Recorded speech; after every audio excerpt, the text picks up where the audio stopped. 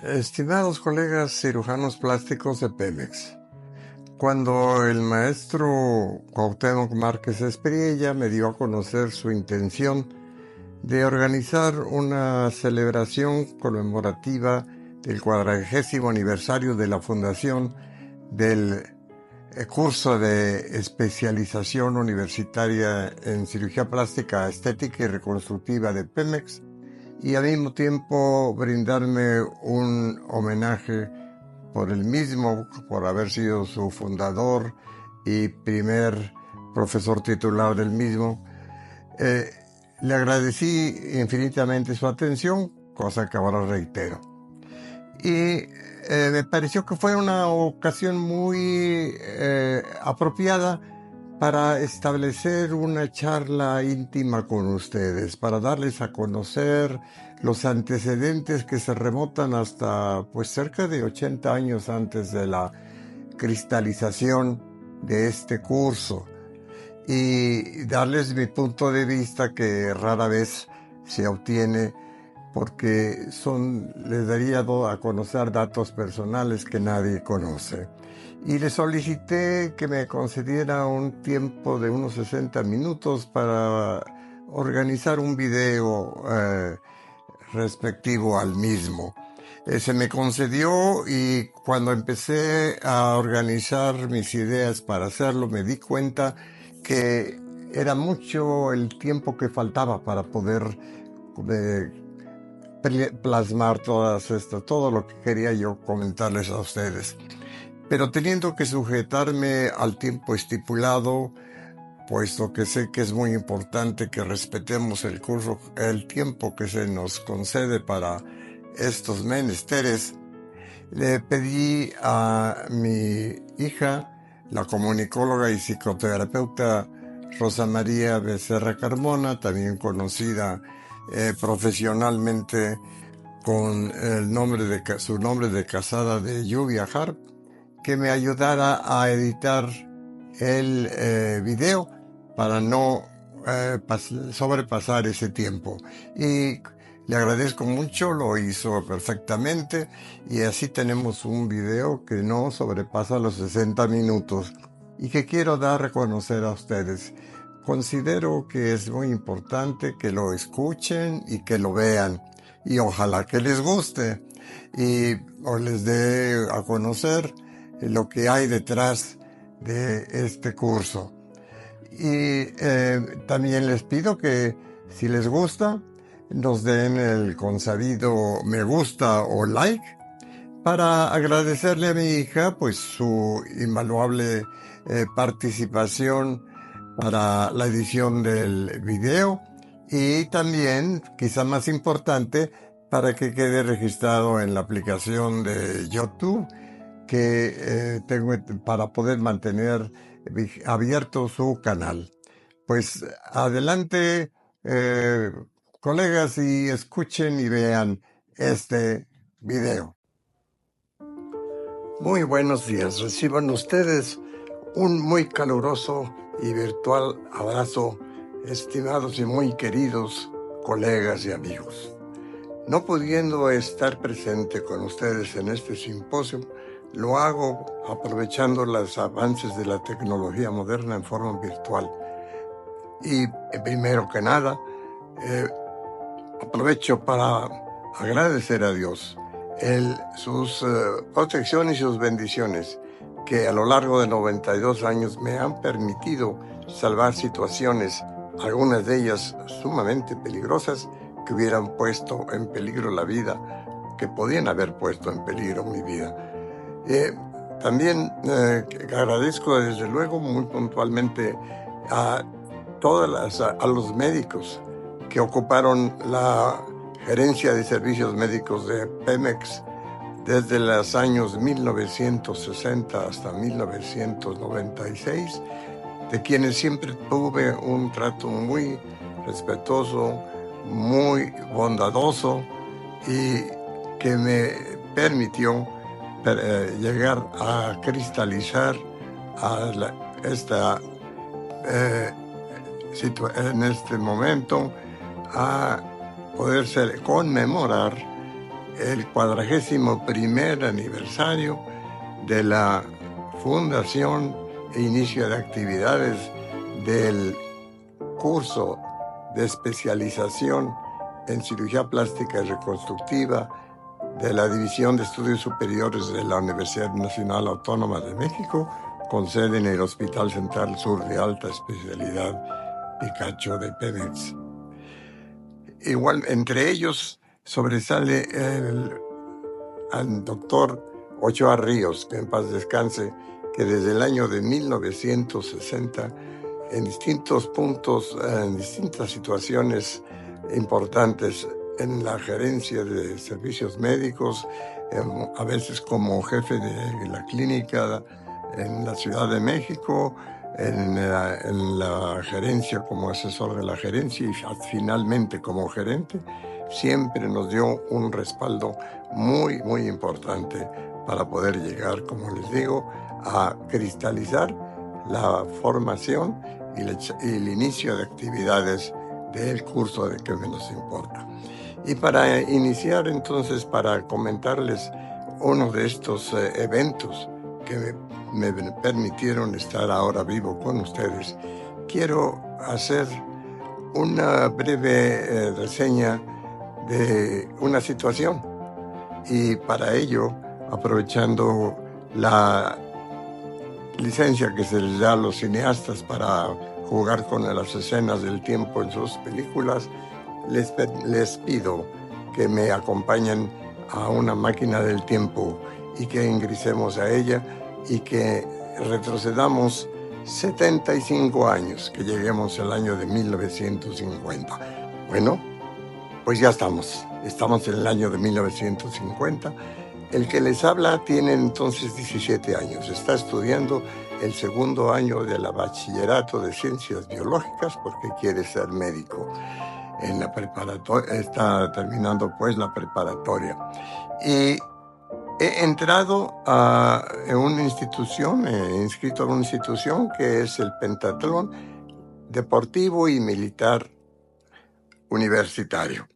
Y ahí me he comprometido para que durante un año me presente todos los días a las 5 de la mañana a hacer ejercicio intensivo, que consiste en presentarse cerca del cuartel de Pentatlón, que estaba en Sadi Carnot, muy cerca del Monumento a la Madre, para que en esa explanada entre Villa Longín y Sullivan hagamos ejercicios de marcha, de gimnasia, de defensa personal y de un tipo de ejercicio que le llamaba un tumbling, que podíamos traducir como rodadas, es decir, rodar sobre el pavimento, no sobre colchonetas, sino sobre el pavimento, hacia adelante, hacia atrás, para poder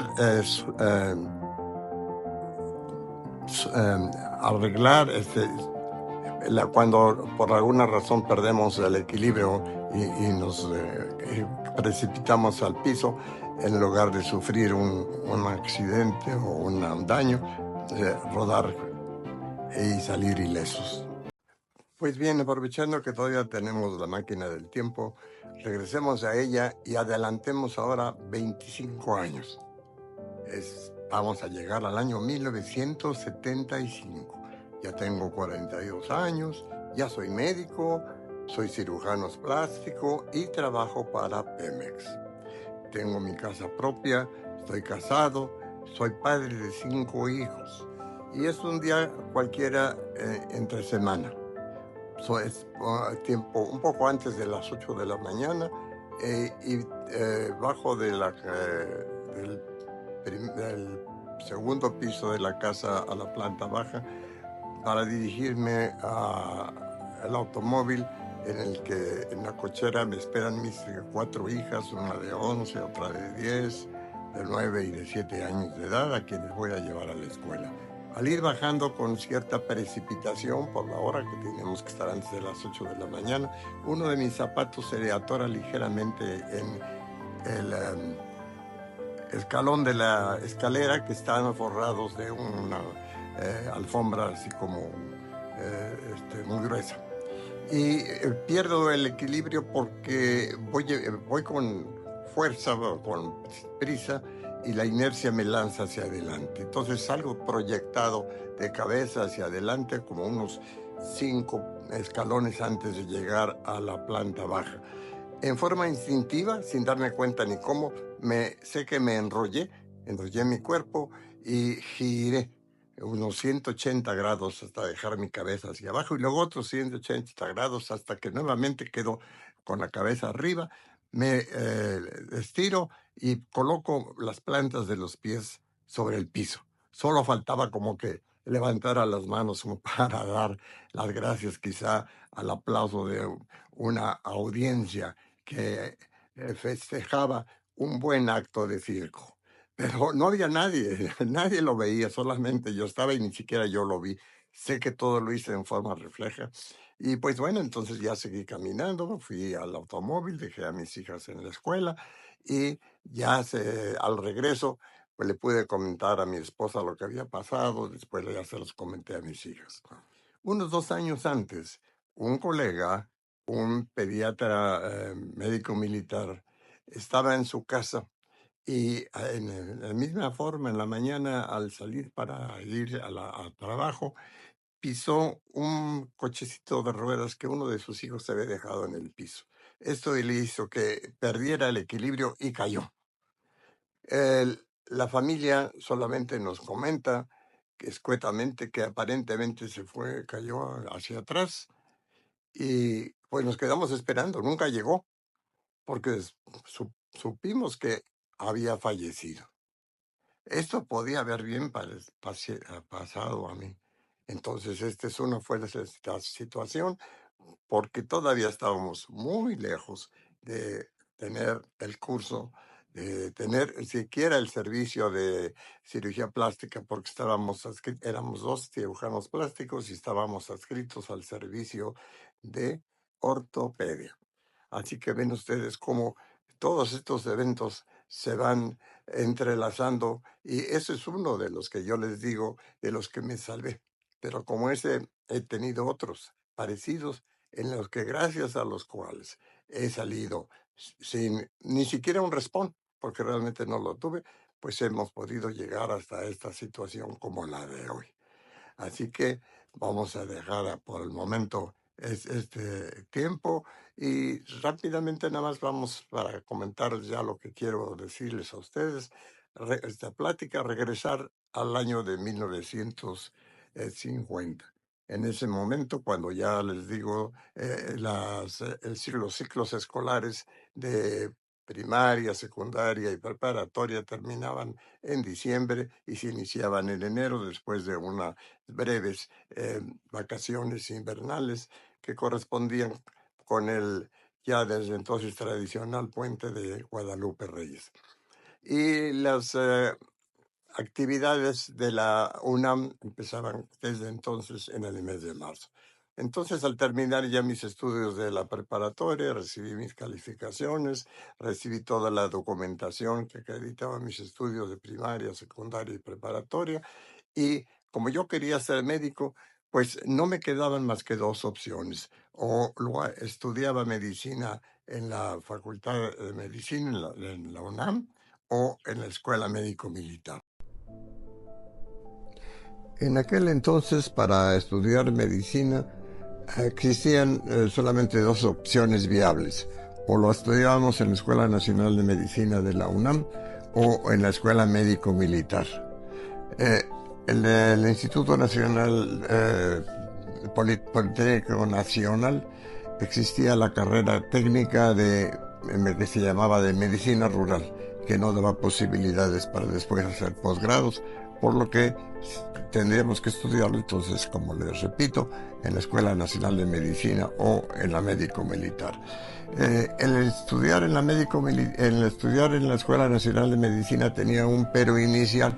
Era que teníamos que pasar por una novatada muy vejatoria y de la cual nadie se salvaba.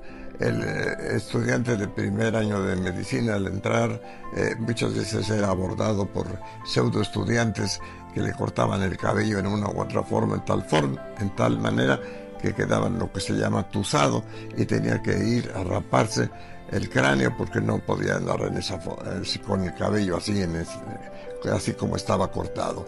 Y después un día cualquiera, en los primeros días de clases, llegaban a los salones, a las aulas, sacaban a los alumnos y los hacían hacer un desfile por las principales calles de la ciudad, alrededor del Zócalo.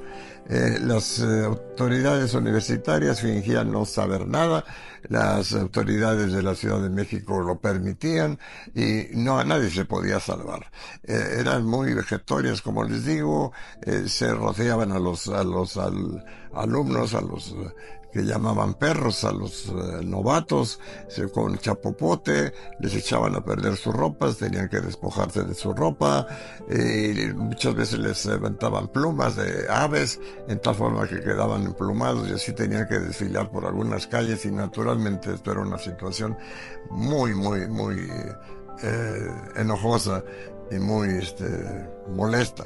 Pero no lo podíamos evitar. Si teníamos que estudiar medicina, pues ya lo aceptábamos y no había otra cosa.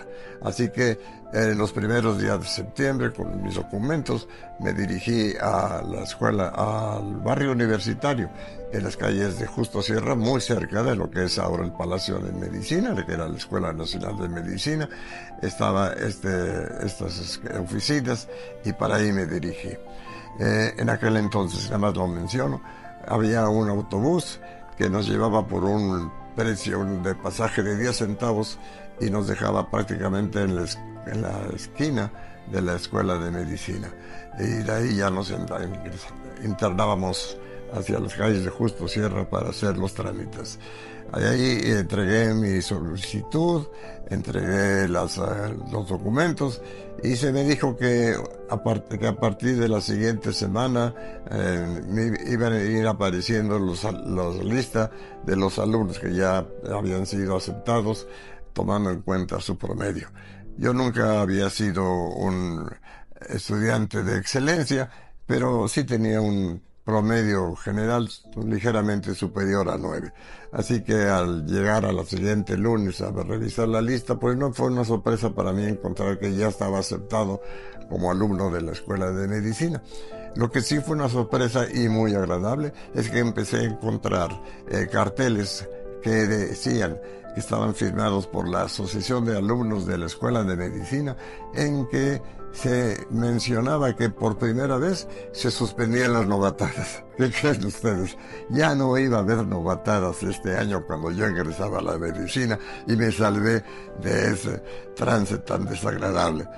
Es más, se nos daba una bienvenida.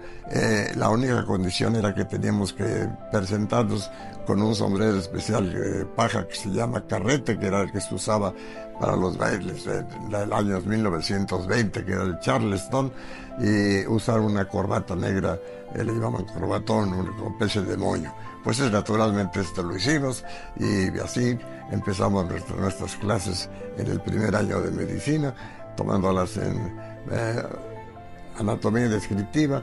Casi todos los alumnos de las escuelas privadas nos inscribimos con el maestro Benjamín Bandera, que daba la clase en el aula mayor de la escuela, que era lo que llamaban el toreo grande, en donde de forma circular había gradas que con cabida aproximada de 100 alumnos.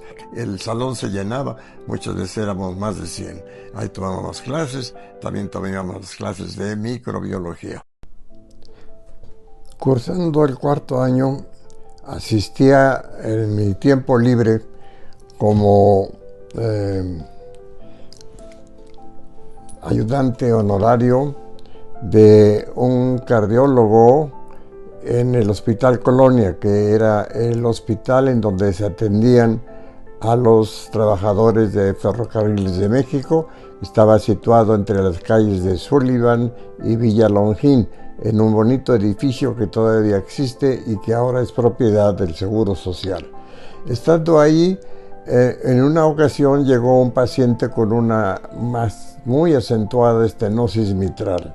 El maestro nos indicó que lo único que se podía hacer era una cirugía que se iba a intentar, y que se había contratado a un cardiólogo cirujano que acababa de llegar de su especialización en un hospital norteamericano.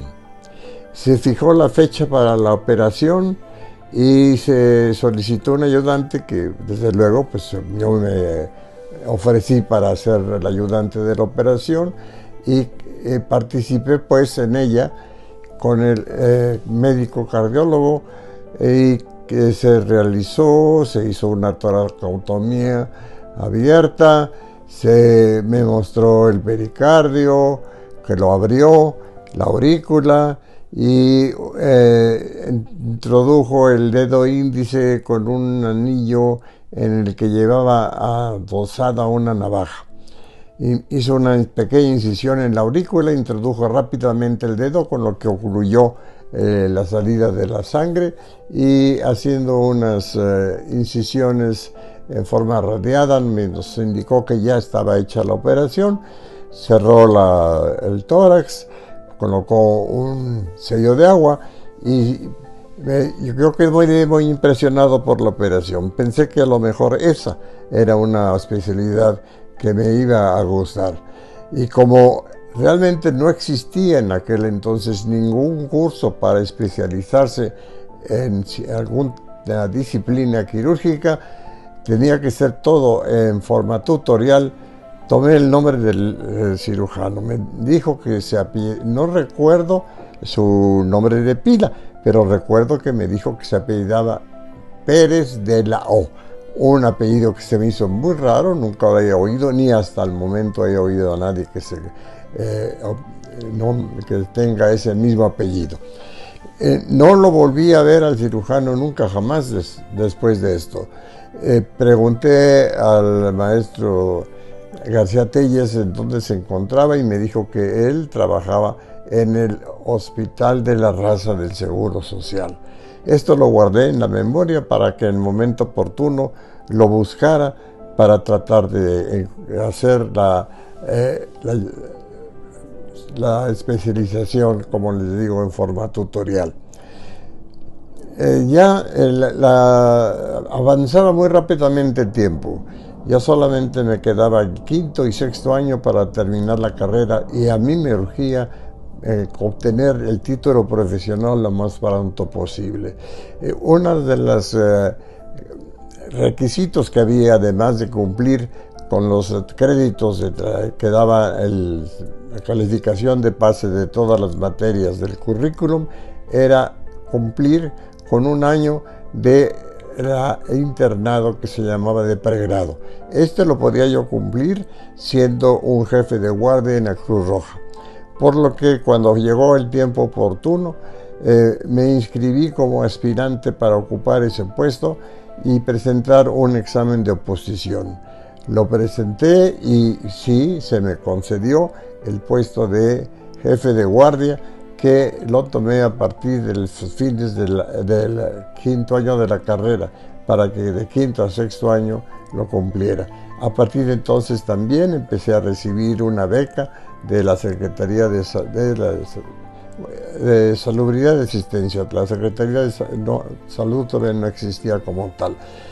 Y también entonces ya posteriormente había que hacer el servicio social. Lo hice presentando conferencias diarias en distintas colonias de la delegación Iztapalapa, en el Distrito Federal, porque no quería yo salir del Distrito Federal para poder cumplir rápidamente con los requisitos.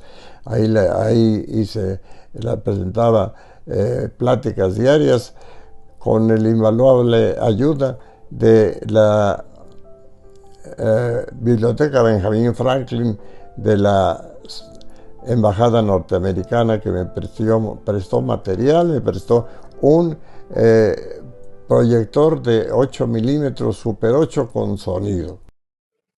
En el sexto año, ya como interno de pregrado, jefe de guardia de la Cruz Roja, empecé a recibir una remuneración por parte de Salubridad. y conseguí un trabajo como pasante de medicina en un sanatorio privado que era propiedad de unas amistades de la familia. El médico militar, general ginecobstetra, doctor Amadeo Narcia, era el dueño de este sanatorio. Su esposa, la señora Carmen Ulloa, era mamá del cirujano plástico Mario González Ulloa, conocido porque había hecho una gran riqueza con la especialidad, tanto que ya era dueño y había construido el sanatorio de Alinde, que estaba enfrente, un edificio de unos 6 pisos. Y a mi generación le cupo el honor de cerrar las puertas de la escuela de medicina. Fue un orador de mi generación quien dio el discurso oficial y en ceremonia solemne se clausuraron la escuela de medicina para que después, cuando se volviera a abrir, ya era el Palacio de Medicina. La escuela de medicina, a partir del siguiente año, pasó a la ciudad universitaria. Terminé todos los trámites para poder obtener una fecha para mi examen profesional. Me urgía cuanto antes titularme y se me dio para el 11 de junio del año 1957, fecha en que presenté mi examen profesional.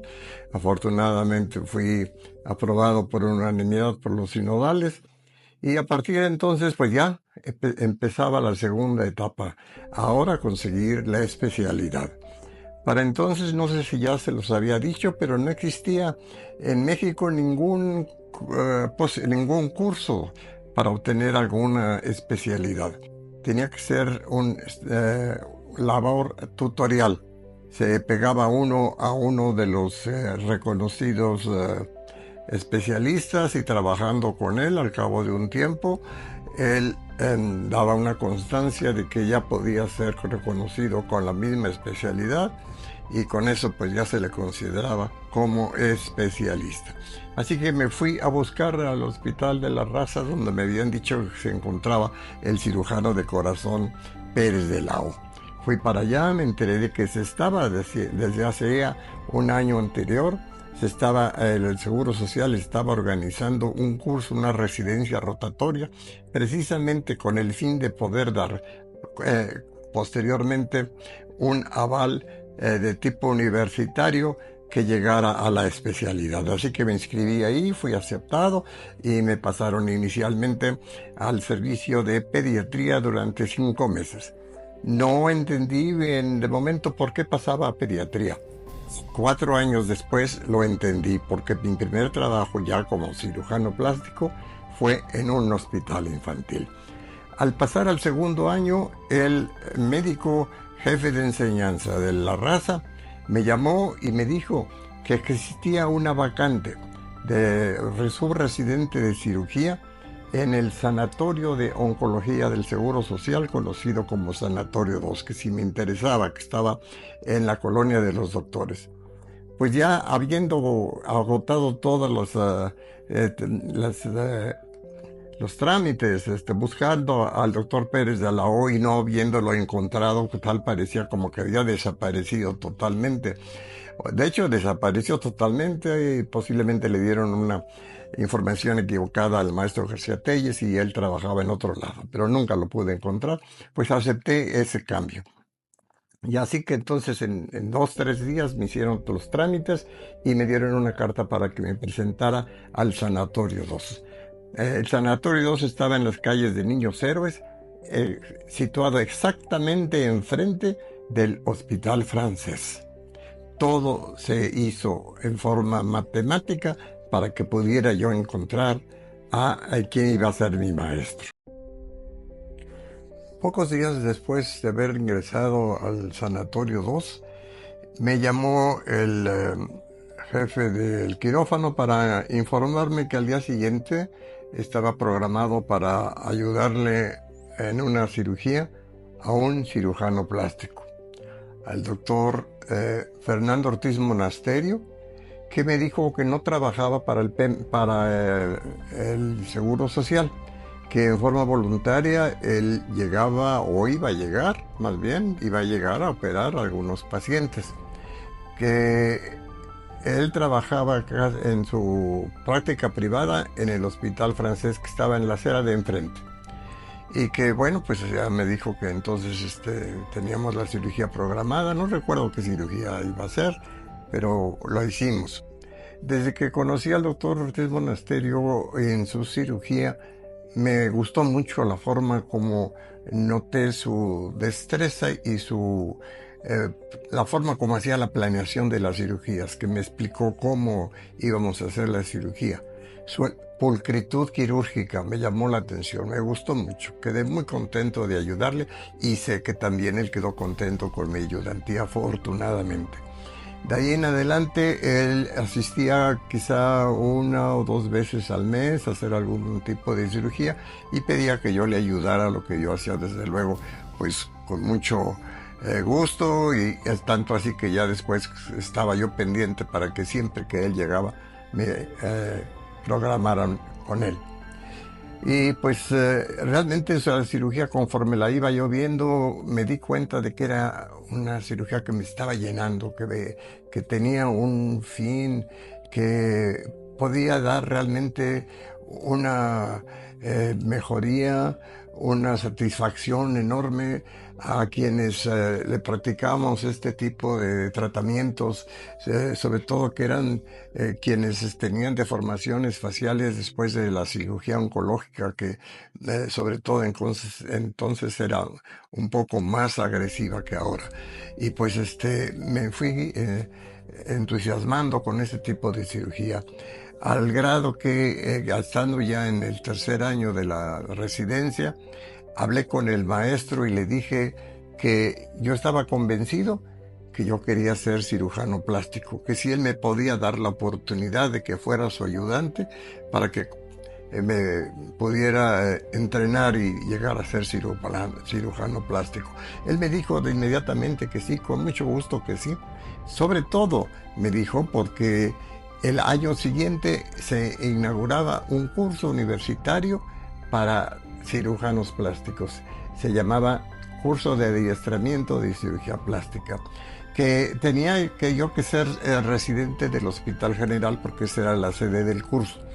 Que no me preocupara, que él me conseguía, hacía todos los trámites para que se me diera el nombramiento de residente, pero que lo más probable es que se me diera como residente honorario, es decir, no iba a recibir ningún emolumento, no iba a recibir alimentos ni hospedaje, pero que a cambio de eso yo me comprometiera a dedicarme de lleno totalmente al curso, y que él me daría una beca de 600 pesos mensuales para que pudiera dedicarme en esa forma, y que me comprometiera también a ser su ayudante en las cirugías plásticas, en las cirugías particulares, o las cirugías que se realizara fuera del Hospital General siempre que me los requiriera. Naturalmente yo lo acepté, y así quedamos. Entonces renuncié al fin de año en el Seguro Social, y me presenté ya en el año siguiente con el maestro en el Hospital General, y conocí a quienes iban a ser mis compañeros de generación: el doctor Joaquín Araico Laguillo, de una generación posterior a la mía, que había sido conocido mío, compañero en la Cruz Roja. El doctor Sergio Centeno Lanís, hijo de un ginecólogo, el doctor Genaro Centeno, que era jefe de un pabellón en el Hospital General, y el doctor Jaime Calocal, quien era mucho más joven que nosotros, no lo conocíamos, y unos meses después se unió a nosotros el doctor Germán Rodríguez Hoffman, que vino de Bogotá, Colombia. Me enteré que tanto el maestro Fernando Ortiz Monasterio como su socio de consultorio, el doctor Alfonso Serrano Rebell, eran los dos cirujanos plásticos de Petróleos Mexicanos. El maestro Ortiz Monasterio varias veces a la semana iba al hospital de Pemex, que no era propio en aquel entonces, era un hospital privado, perdón, rentado. Y siempre lo acompañaba yo, íbamos o bien a operar, o pasar visita, o hacer curaciones de los pacientes que teníamos ahí, sin que yo supiera ni me imaginara nunca que yo después iba a trabajar para Petróleos Mexicanos. En forma simultánea, yo pensé que probablemente al terminar mi curso básico de cirugía plástica, sería bueno que me fuera a un hospital en el extranjero para redondear lo aprendido. Y no me hubiera sido nada difícil para mí conseguir una estancia en algún hospital norteamericano, porque desde los 4 años mi padre me inscribió en el kindergarten del The American School Foundation, el colegio americano, en que un grupito de 5 niños mexicanos ingresamos al kinder, que era el grupo de los niños que eran norteamericanos, y mientras que ellos iban aprendiendo el español con nosotros, nosotros sí fuimos aprendiendo el inglés. Hice toda la primaria en esta escuela. Pero yo quería ir a Francia, no sé por qué, yo quería ir a Francia. Entonces me inscribí en la Alianza Francesa para tomar un curso que era de 3 años, de básico, medio y avanzado. Y al presentarme al inicio de clases encontré un grupo como de aproximadamente 20 alumnos. Yo creo que un poquito más de la mitad eran hermosas mujercitas que estaban estudiando. Y una de ellas en particular me llamó la atención porque yo la encontraba mucho parecido a una actriz joven de Hollywood, Elizabeth Taylor. Ella, como una como la otra, tenían unos hermosos ojos verdes. Y nos fuimos, desde el momento que la vi, empecé a dudar si era realmente una buena idea irme a Francia. Durante los 3 cursos que tuvimos el curso, tuvimos oportunidad de socializar, nos hicimos amigos, y después, como en las películas, nos enamoramos y nos hicimos novios. Yo pertenezco a una generación en que el esposo es el proveedor absoluto del matrimonio, por lo cual nunca pensé que ella tuviera que participar en nada para sostener el matrimonio. Y en ese momento yo no contaba con unos ingresos suficientes para casarme. Ya quería casarme en cuanto pudiera, y deseché totalmente la idea de irme a Francia. Así que cuando terminé mi residencia, presenté mis exámenes de prácticos y teóricos ante mis profesores, fui aprobado, y el maestro Alfonso Serrano me dijo que un director de un hospital infantil, el Hospital Infantil de Tacubaya, estaba solicitando un cirujano plástico, si lo quería ver. Desde luego que fui a verlo, y resultó que el director era el pediatra médico militar Juan de Dios Briones Carlos, que era el pediatra precisamente del Cunero, del sanatorio privado en donde yo trabajé como pasante de medicina. El doctor Briones me dijo que no contaba con un puesto de especialista, pero que me podía contratar como un médico supernumerario, con un salario mensual de 1,200 pesos, que quizá equivaldrían actualmente en valor adquisitivo de esa moneda en unos quizá 10, 11 mil pesos de ahora. Pues ya era un principio, ya tenía los ingresos. Creo que pensé que con un sano manejo de las finanzas pudiera ya pensar en casarme. Y entonces tenía que conseguir un consultorio, y fue por ayuda de un residente del Hospital de Oncología del Centro Médico, a donde yo, a imitación de mi maestro, estaba asistiendo también a operar pacientes, que conseguí el contacto con un odontólogo que rentaba un departamento con 3 habitaciones y lo había convertido en un consultorio. Contraté el consultorio, me hice miembro de la asociación del American British Country Hospital, conocida también como Hospital Inglés y Hospital ABC, y considerando que ya me podía tener la responsabilidad de mi manutención y de la que fuera a ser mi esposa, le propuse matrimonio a mi novia. Ella lo aceptó y entonces pues lo comunicamos cada quien en sus respectivas familias. Se hicieron los arreglos con las familias para el casamiento y el 3 de agosto de 1963 contrajimos matrimonio religioso por la Iglesia Católica. Y nuestro viaje de bodas fue a Acapulco. Tanto mi familia como yo éramos socios del Club Deportivo Chapultepec. Y posee el club de golf de Acapulco, situado en la costera, casi a la altura de la playa de Hornos. Ahí en aquel entonces o tenía o tiene todavía, no sé, bungalows que rentaba a los socios. Y ahí fue donde hospedamos. Y estando ante la inmensidad del Océano Pacífico, ya habiendo conseguido mi título de médico, de especialista, teniendo ahora un trabajo y habiéndome ya casado con la con la mujer que iba a ser que ya era mi esposa y iba a ser la madre de mis 5 hijos. Hice una promesa que los papas llaman impectore, secreta, nada más para mí mismo. A nadie se la he comunicado hasta ahora, absolutamente a nadie, pero creo que es necesario comunicarla porque los seres humanos debemos de ser agradecidos. Y siempre nos quejamos cuando tenemos obstáculos, cuando creemos que nos hacen injusticias, pero cuando tenemos bendiciones decimos que es por casualidad o un golpe de suerte. Por eso quiero manifestarla.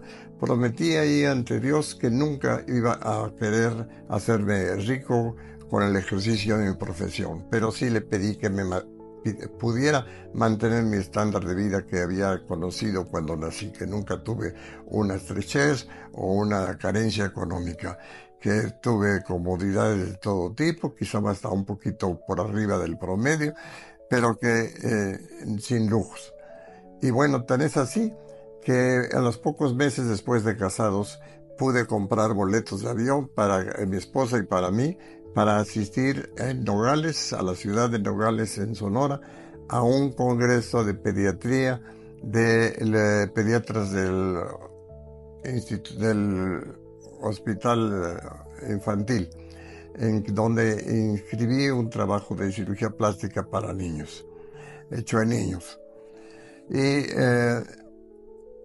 aproximadamente, exactamente, a los 9 meses de haber contraído matrimonio, el 15 de mayo de 1964, mi matrimonio fue bendecido con nuestra primera hijita, a la que pusimos por nombre Rosa María, como a su mamá, y conocida también como su nombre de casada ahora como Lluvia Hart, que es comunicóloga por la Universidad Iberoamericana, psicoterapeuta en su modalidad de logoterapeuta, y ha desarrollado un gran expertise en cibernética e informática, y es la que me va a ayudar aquí para hacer la edición de esta información.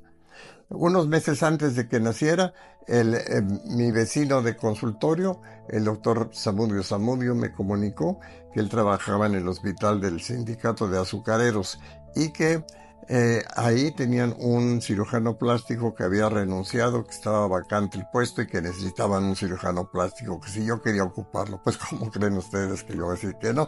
Desde luego que sí. Me presenté con el director y me dijo que me contrataría por honorarios, con la modalidad de pagarme una cuota fija mensual y sin un horario de trabajo. Yo nada más me comprometía a dar consulta 2 veces por semana, el día y a la hora que yo fijara, y operaría a mis pacientes también en los horarios hábiles del hospital.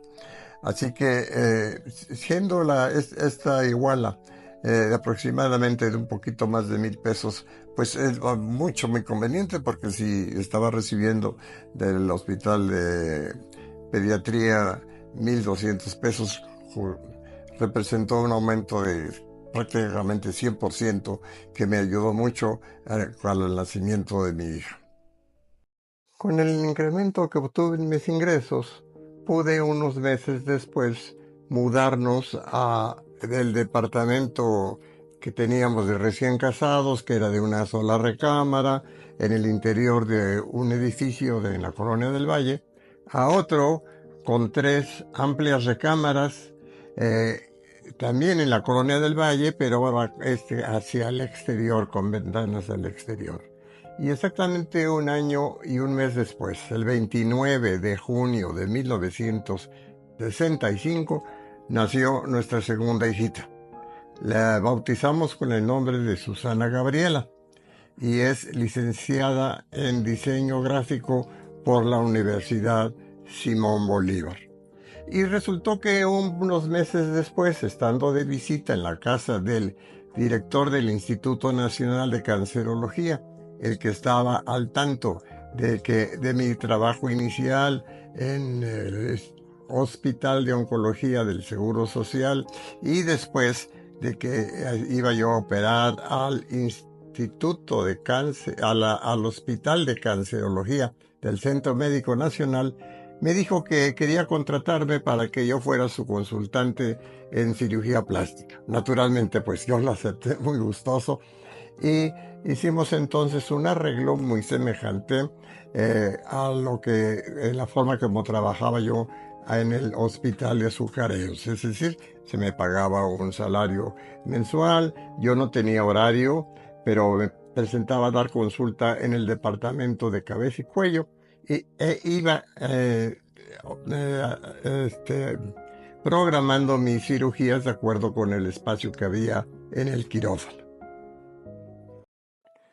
En el año de 1966 se me retabuló mi nombramiento en el Hospital Infantil de Tacubaya, y se me dio un nombramiento ya de médico especialista, arreglando también un aumento en mi salario a casi un poco más del doble del salario inicial, que era inicialmente de 1,200 pesos y subió a 2,850.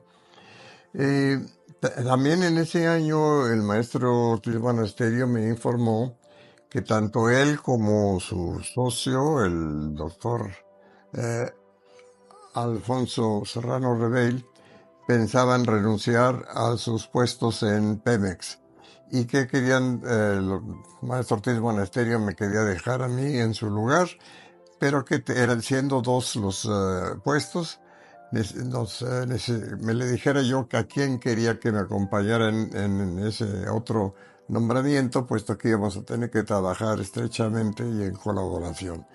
Yo le dije que sería el doctor Héctor Núñez Gutiérrez, que era un médico que cuando yo era R1, cuando yo era R3, él era R1, y lo conocí, me pareció muy serio, muy dedicado en sus labores, estudioso y buen cirujano.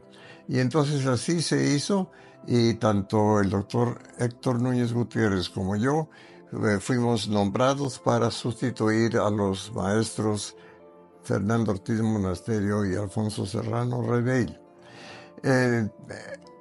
Pemex estaba ya construyendo un hospital, pero todavía no estaba terminado, por lo que los especialistas seguíamos atendiendo a los trabajadores de Pemex en nuestros consultorios privados, y solamente asistíamos al hospital de Pemex para operarlos.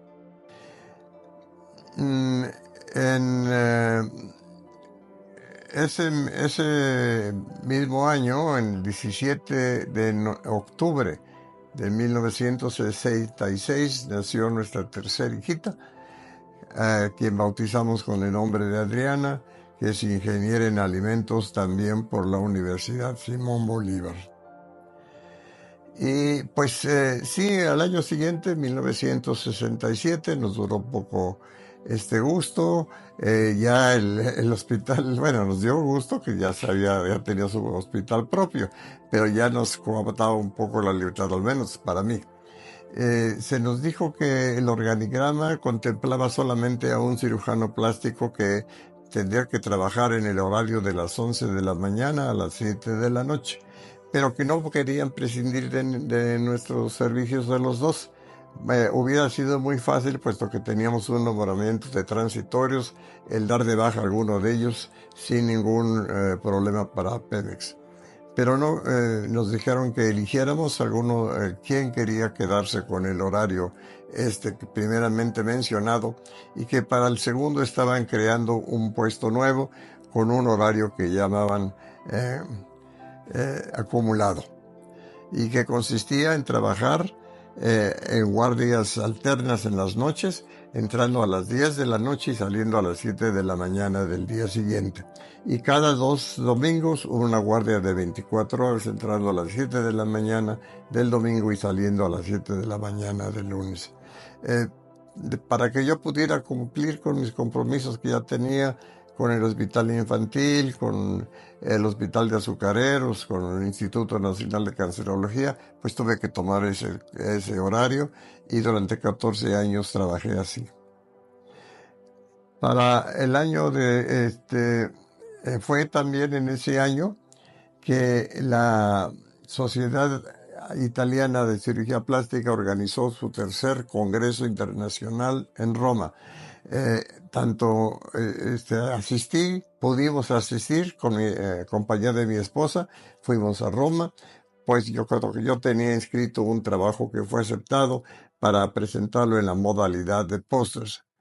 Lo presenté y bueno, pues ya después de eso, aprovechando el viaje que era muy grande, muy largo realmente, pues visitamos algunas ciudades de Italia, Venecia y Firenze, Florencia. Y después pasamos a París, en donde visité el Instituto Oncológico Gustave Roussy. Estaba situado en las afueras de París. Regresamos a México.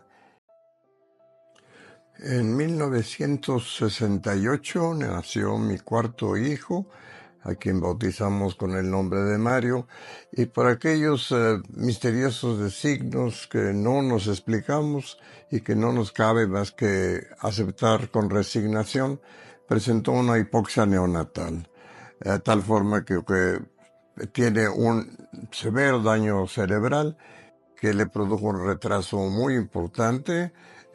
Tiene un retraso intelectual como de un lactante mayor, y actualmente tiene 57 años y tiene que estar atendido en una institución especializada, en donde recibe cariño y atención por lo menos muy amorosa.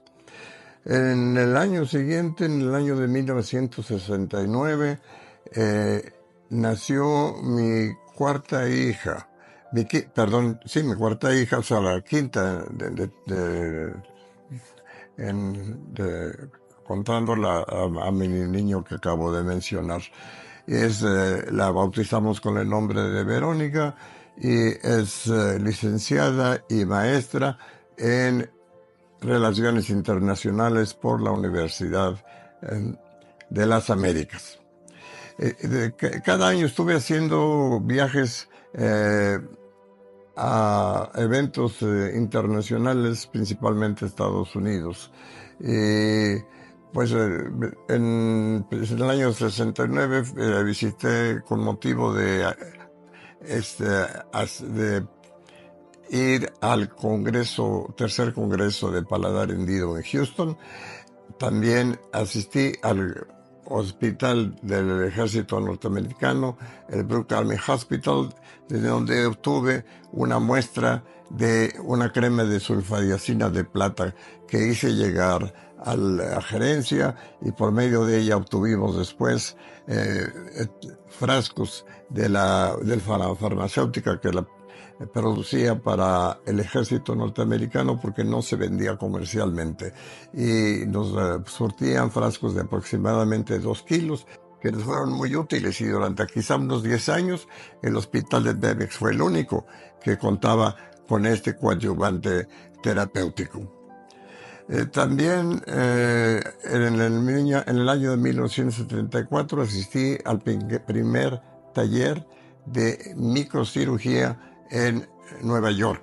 En el Hotel Roosevelt, la Universidad de Nueva York organizó este taller, y nuevamente con mi esposa asistí durante una semana. Regresé fascinado por lo que vi de las posibilidades de la microcirugía, fascinación que creo que sí transmití a nuestro gerente, el doctor Valdés Félix, quien aparentemente nada más escuchó, pero 7 años después supe que no había sido así.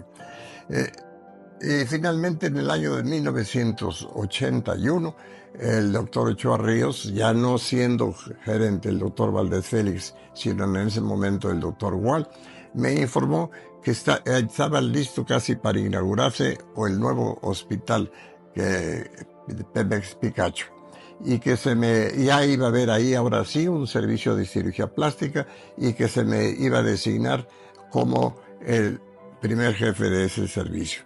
Pero me tenía que comprometer a organizar el servicio desde la A hasta la Z, y que también hacer una organización de un curso universitario de especialización en cirugía plástica, para que se inaugurara simultáneamente con el servicio en el año de 1984 aproximadamente. Lo acepté, cambié entonces de mi horario y ya pasé a horario de las 7 de la mañana a las 3 de la tarde, y le dediqué todo mi tiempo, puesto que se me entregó un piso, el tercer piso, completamente vacío. Tuve que organizar absolutamente todo, pedir el mobiliario, todo lo que iba a haber. Y la sorpresa magnífica que recibí es que este hospital iba a contar con una unidad de cirugía experimental. El doctor Valdés Félix había captado la idea y le estaba dando esto como un regalo a quienes iban a ser mis primeros alumnos, o los alumnos del curso que estaba en proyecto.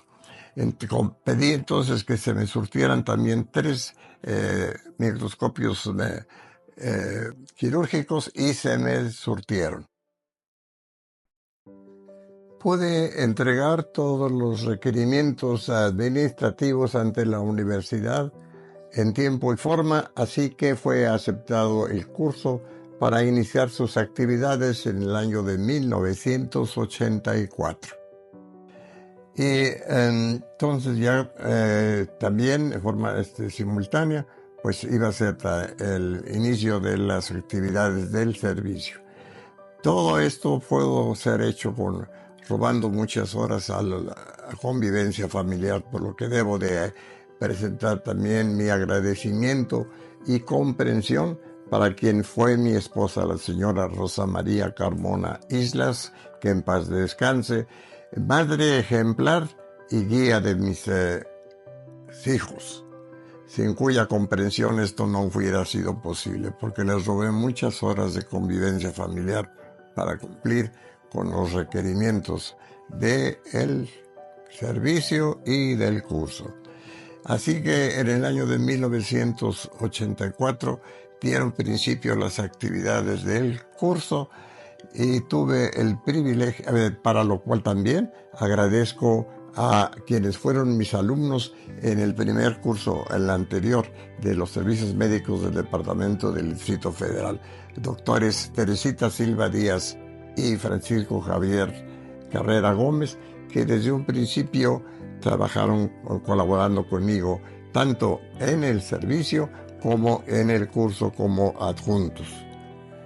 Y pues tuve el privilegio entonces de sembrar las semillas del curso, ver su iniciación, su consolidación, y de 13 años desde el año de 84 hasta el año de 1996 y 9 generaciones completas, dando ya un hermoso ramillete de frutos.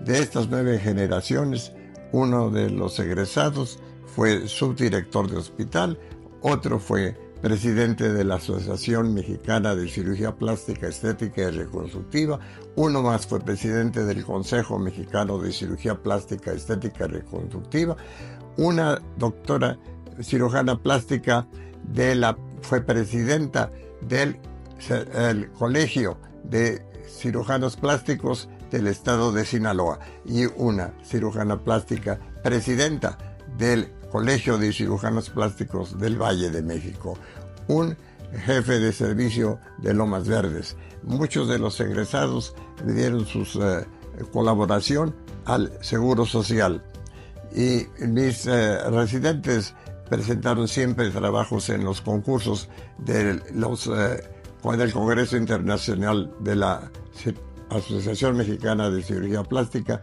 obteniendo varios premios. Entre ellos un primer premio, el doctor Fernando Haas Villavista, que ganó el premio al presentar un trabajo de microcirugía. Para todos ellos, gracias, muchas gracias.